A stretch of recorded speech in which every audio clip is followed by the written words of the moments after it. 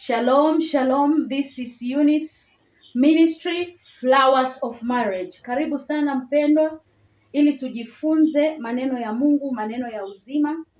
Wakati huu na dakika hii tunaenda kujifunza kile ambacho Mungu ameweka ndani yetu. Nakumbuka kabisa tulikuwa na somo letu nzuri la mke mwema katika Mithali ile ya 31. Tulianzia kwenye sura ya 10. Tumeshafanya video zetu 3. Tumeshafanya video zetu 3. Leo tunaenda video ya 4. Kwa hiyo tunakukaribisha sana kwenye somo letu la siku ya leo.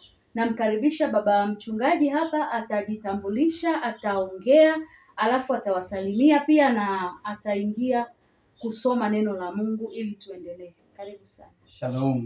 Shalom wateule wa Mungu. Ninashukuru Mungu sana kwako wewe unayefuatilia mafundisho haya ambayo ni muhimu sana kwako. Yanajenga kitu kipya katika maisha yako kama anavyojenga kwetu upya tena. Ni kweli kama mtumishi wa Mungu mke wangu alivyosema, tumekuwa tukijifunza kuhusu Mithali ya 31. Tuko kwenye mstari sasa wa 21 na Mungu amekuwa mwema na mwaminifu. Nakukaribisha sana. Naitwa mchungaji David wa kanisa la One Voice for Jesus. Nakukaribisha sana kwenye huduma hii ya kujifunza neno la Mungu. Karibu sana. Leo naanza kusoma mstari wa 21 ili tuendelee na huduma hii yetu ya kujifunza. Mstari unasema, hawahofii theluji watu wa nyumbani mwake, maana wote wa nyumbani mwake huvikwa nguo nyekundu. Kumbuka hapa tunazungumzia kuhusu mke mwema. Mithali hii inazungumzia kuhusu mke mwema. Kwa hivyo anasema watu wa nyumbani mwake hawahofii theluji, maana wote wa nyumbani mwake huvikwa nguo nyekundu. Amen. Amina. Nakumbuka mstari wa 20 tulipoishia. Huyu mke mwema alikuwa anaongelewa kwamba anawakunjulia maskini mikono yake, ni mtu mtoaji. Lakini hapa inasema ya kwamba hii mstari wa 21 unasema hawataogopa theluji watu wa nyumbani mwake na huvikwa nguo nyekundu. Theluji inaweza ikasimamia vitu vingi. Theluji inaweza ikasimamia mazingira wakati ambapo mazingira hayapo shwari sana, labda ni wakati wa baridi, lakini ni wakati ambao hata labda umepanda vitu vyako shambani, vimekaa kama vimekuwa vimedumaa. Hawatahofia huo wakati kwa sababu wamevikwa nguo nyekundu. Mara nyingi nyekundu inaweza ikasimamia damu ya Yesu, na nyekundu hiyo inaweza ikasimamia vitu vingi. Sasa wamevikwa nguo nyekundu ambayo ina joto. Hata kama kunaonekana kuna baridi, hata kama kunaonekana kuna situation gani, wamevikwa hiyo nguo nyekundu. Maana yake tumeongelea mara nyingi, huyu mwanamke ni mtu ambaye ni mtu wa maombi, ni mtu ambaye anapenda Mungu kabisa. Na kwa sababu hapo huo mstari wa nyuma wa 20 tuliona kwamba huyu mwanamke huwakunjulia maskini mikono yake. Ni mtu ambaye ni mkarimu, ni mtu ambaye ana huruma ndani yake. Karibu sana baba ili uendelee. Kama tulivyosikia kwenye mstari huo, hawahofii theluji watu wa nyumbani mwake, sehemu ya kwanza. Manake watu wa nyumbani mwake hawana hofu ya hali ya hari. Kumbuka theluji inafananishwa na hari. Manake ni kama baridi, ni kama kupungukiwa. Watu wa nyumbani mwake hawajapungukiwa kwa sababu yule mke mwema anawakidhi mahitaji yao. Lakini sehemu ya pili nasema, maana wote wa nyumbani mwake huvikwa nguo nyekundu. Wekundu hulinganishwa na ukombozi, ni kama deliverance. Watu wa nyumbani mwake wako delivered, wamekombolewa. Hawako tena kwenye kongwa za umaskini, hawako tena kwenye kongwa za uhitaji.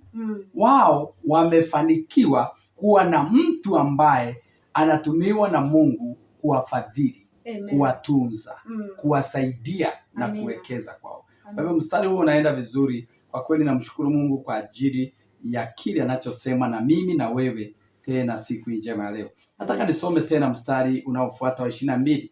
Nasema hujifanyia mazulia ya urembo, mavazi yake ni kitani safi na urujuani.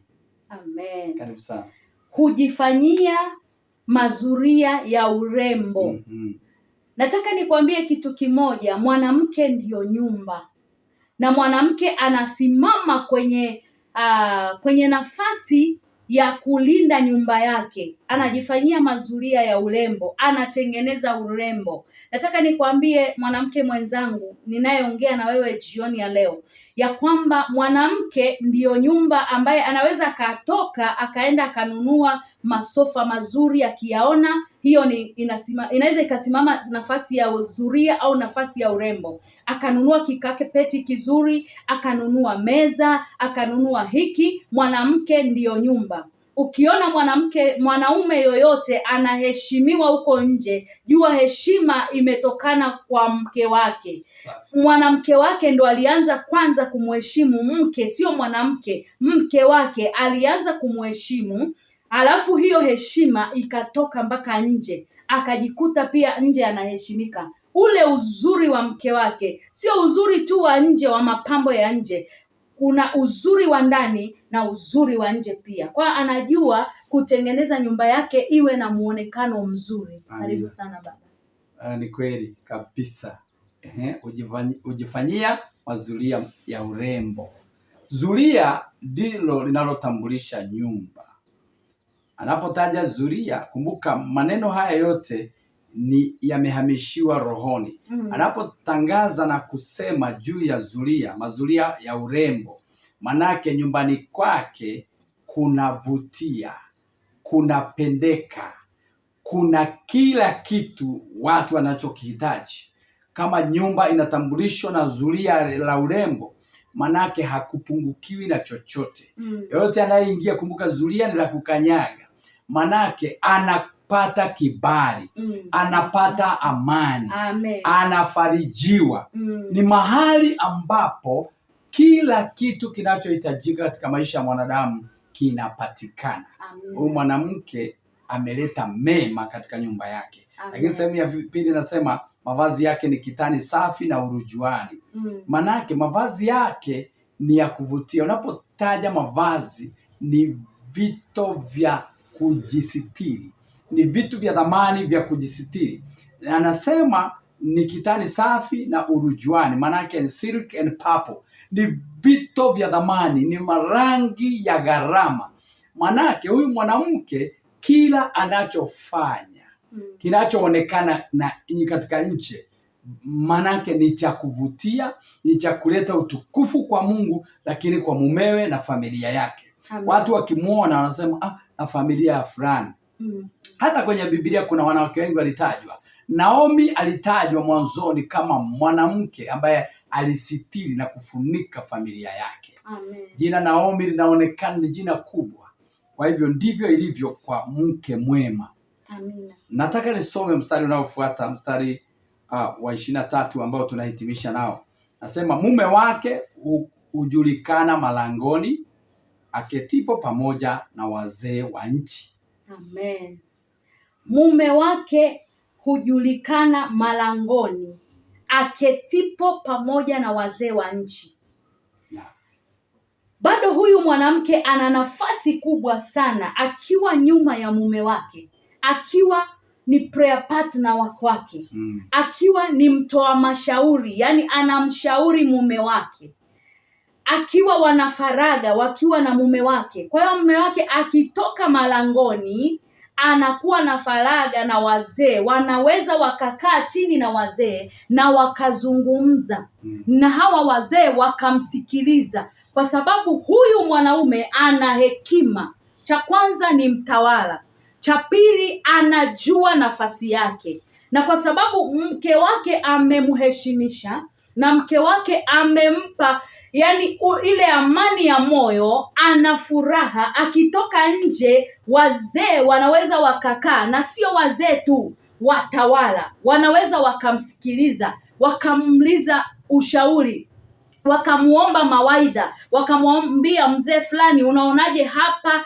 tufanyeje hapa, wanaweza wakamsikiliza, kwa sababu akiongea anaongea maneno yaliyojaa hekima au maneno yaliyojaa munyu, kama Biblia inavyosema, maneno yaliyojaa munyu. Maneno yake yana hekima, yanaweza yakasaidia mahali kusogeza kwa wale wazee wanaokaa barazani, wanaokaa wazee wenye heshima, wazee wa nchi walioheshimika, watawala. Anaweza akatoa neno la ushauri. Amen. Kwa sababu mke wake amesimama kwenye nafasi ya kwake. Amina. Amen. Ni kweli kabisa kabisa. Kumbuka huu mstari unadhihirisha sasa ndoa. Ameingia sasa mume kwa yule mke mwema. Na anaingia kwa staili nzuri. Biblia inasema mume wake hujulikana malangoni. Manake mume wake ametambulishwa na mke wake. Sifa ambazo tumeziona za yule mke mwema zimemtambulisha mume wake kwa wazee wa nchi. Manake aketipo na wazee wa nchi anajulikana malangoni, at the gates. Kumbuka wazee hao wa nchi ni viongozi. Yule mume ambaye ana mke mwema mwenye sifa hizi zote tulizozitaja, anapoketi na wazee anatambulikana, anaheshimika. Manake ana sifa nzuri za kuleta heshima katika ndoa yake. Amen. Yule mke mwema ameleta sifa nzuri kwenye ndoa yake kupitia kwa mumewe, na wazee wa nchi, wale wenye mamlaka wanamtambua. Amen. Bwana Yesu atusaidie. Amen. Kwa hivyo tumefika hapo siku ya leo na tunaona kitu kizuri sana, maana tumeona sasa kimeletwa kwenye nyumba ndani, kwenye chumba na kutoka nje mpaka gitini. Hii ni heshima kubwa kwa huyu mke mwema. Karibu sana. Amen. Mke mwema. Karibu sana. Amen. Amen. Nashukuru sana mume wangu kwa nafasi hii nzuri. Ninataka nikutamkie wewe mwanamke ambaye unanitazama jioni ya leo, usiwahi kujidharau hata siku moja, kwa sababu wewe una kitu kikubwa sana ndani yako. Una kitu cha tofauti ulichokibeba. Umebeba hicho kitu kwa ajili ya mume wako, kwa ajili ya watoto wako, kwa ajili ya familia yako, kwa ajili ya taifa, kwa ajili ya jamii iliyokuzunguka. Na ninakuomba wewe baba, wewe mama ambaye ungetamani kuongea nasi, kuna namba zangu ziko hapo. Ukinitafuta umenipata, umempata baba. Nikipokea simu ukihitaji kuongea na mume wangu, anapatikana. Unaweza ukapata ushauri, unaweza ukapata maombi na maombezi, kile unachokihitaji kwetu. Kama unahitaji tusimame na wewe kwenye eneo fulani, tunaweza tukawepo kwa ajili yako, kwa ajili ya ushauri. Na wale wote wanaonipigia simu na kuomba ushauri na kusema kwamba wamejifunza kwenye haya masomo, Mungu awabariki sana kwa kuendelea kufuatilia haya masomo. Yanatutia moyo kuona kuna watu wanaangalia na kuna watu wanasaidika. Mungu awabariki hao kina baba, hao kina mama ambao wamepiga simu na kusema wamejifunza vitu vingi kwenye maeneo kadhaa, na kule ambako hawajaelewa wakauliza maswali na tukawajibu kadri Roho Mtakatifu alivyotusaidia na alivyotuongoza. Na anapohitimisha niseme kwamba kwa kweli utakapopata ujumbe ujifunze kitu kupitia kwa video hizi, ni vizuri kabisa kabisa ukaandika message, ukasema kile ulichojifunza. Na Mungu akusaidie, kwa sababu kila kitu ambacho Mungu ametupa ni kwa ajili yenu. Amen. Ni kwa ajili ya wengi. Amen. Kwa hivyo Mungu asaidie sana, usinyamaze, andika kile ulichojifunza. Kinatutia moyo. Amen. Ili tuendelee mbele. Amen. Amen. Mungu awabariki sana. Amen. Usisahau kutufuatilia kwenye mitandao yetu yote ya kijamii. YouTube channel hii ya Eunice Ministry, usisahau kulike video, usisahau kushare na usisahau kucomment hapo na kusubscribe. Pia kuna channel ya mume wangu, Sauti ya Upatanisho. Mungu amempa kitu ndani yake ambacho ni cha kuunganisha watu wa Mungu au kuunganisha kanisa la Mungu. inaitwa sauti ya upatanisho. Au sauti moja kwa ajili ya Yesu Kristo. Na mimi nimepewa hii huduma ya ndoa, kwa wote tunashirikiana, tunafanya kazi kama partner, kwa sababu wote tumepewa kitu kimoja na Yesu Kristo, na tunamshukuru Mungu mpaka hapa alipotufikisha. Ninaomba neema ya Bwana ikakubebe, neema ya Bwana ikakusaidie. Wewe uliyekata tamaa, usikate tamaa tena, kwa sababu Yesu Kristo yuko upande wako. Mungu akutie nguvu, Mungu akusaidie, Mungu akuinue, Mungu akubariki unapotufuatilia na unaposikiliza. Maneno haya yakawe nguvu kwako na yakawe msaada kwako, katika jina la Yesu. Amen. Shalom, shalom, chao chao.